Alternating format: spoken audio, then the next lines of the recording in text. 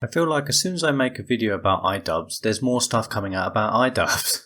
It's absolutely crazy how far this keeps going and how low he keeps going with all of this. So he's recently made a apology, if you can even call it that. I wanted to clear some things up now that Anisa and I are no longer a part of Creator Clash. When I announced CC3 and its business model, the communication wasn't clear. Yeah, no shit. Looking back on my video and the current reaction, it's obvious it was too vague.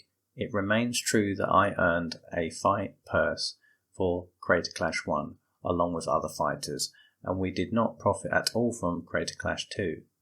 After Creator Clash 2 failed to raise any money for the charity, we knew it was time for a different business model. We restructured so that the funds for our charity partner would be raised on Tiltify, separate and apart from the actual event.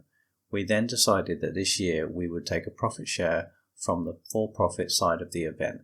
Should the for-profit side of the event succeed, I feel sorry for any confusion Anisa and I have caused. We know the event is in good hands now and we wish it all a success. He still hasn't addressed why all the finances were private for a charity event. There's still no explanation for parties where paid members didn't get invited or knew anything about it. Just having private parties for your own benefit. Looking at the replies never fails to entertain me. Bro, you spent all the money on the room Hansa and Anisa had sex in. Everyone's thinking it, but nobody hasn't approved yet. Did Anisa threaten to peg you if you didn't post it? But if it wasn't, I'm gonna be honest with you. Ian's not into any of that shit. I've tried. But I've had exes. Yeah, I've had exes that are I'm not into specifically saying putting a dildo up his butt on the railroad. All jokes aside, there's some big news that they have new hosts for the Creator Clash 3. Yeah. And it started out with such a positive mission statement. That's why I wanted to be involved in the first place. It is such a cool idea. A bunch of creators getting fit, punching each other in the face, and it's for charity. I feel like the message is so inherently positive that it's a shame that it became this dramatic internet thing that it never should have been, and I'm just very glad that attempts are being made to fix all that. Yeah, I think one of the biggest questions that people have is about how the event was run in the past and what is going to be different about it now, because obviously the first year was crazy successful. There was over $1.3 million raised, and so that was incredible. Second year, we upped the stakes, we made it a little bigger, and unfortunately it did not pan out in the way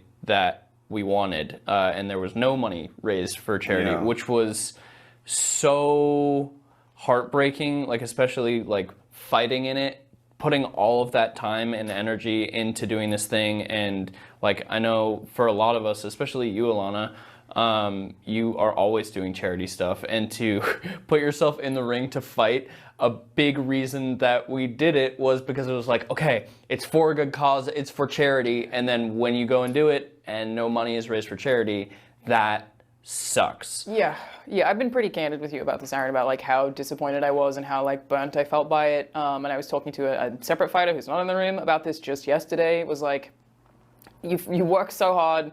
I had a family member who was in the hospital with cancer at the time, and the thing that kept me going, that stopped me from quitting and just going to be with them, was this is for charity. You're raising money for charity. You're raising money for a good cause. You got to keep going, and it was so hard. And then when I found out that we didn't, I think I cried. I was so disappointed. Man, that's so bad.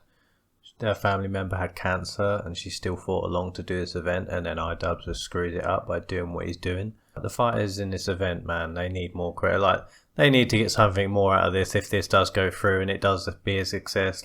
Jesus Christ, having to train for a fight and have all this drama and not knowing what the hell's going on, booking flights, losing loads of money, it's just absolutely ridiculous. The Creator Clash page just recently put a profit share for the fighters up. Do the fighters get paid? Yes, each fighter receives a guaranteed purse to help cover training and preparational expenses. In addition, 20% of net profits from the event will be evenly split among all fighters. A further 34 profit share originally allocated to Ian and Anisa is being redistributed amongst the fighters following their departure. Just shows a little snippet of the greed and the funny business that is going behind the scenes that has been private and still not fully leaked yet. if it ever does get leaked, I really think it's going to be a big one. Well, this is Age Like Milk. Hey baby girl, I know you're so desperate for any crumbs from me, so here's a really big piece of fuck you. We are not financially tied to this event. Yeah, okay. And even when we were, we had it structured to protect us and the charity. Yeah, sure, the charity. You have no power over us, you're just an arsehole.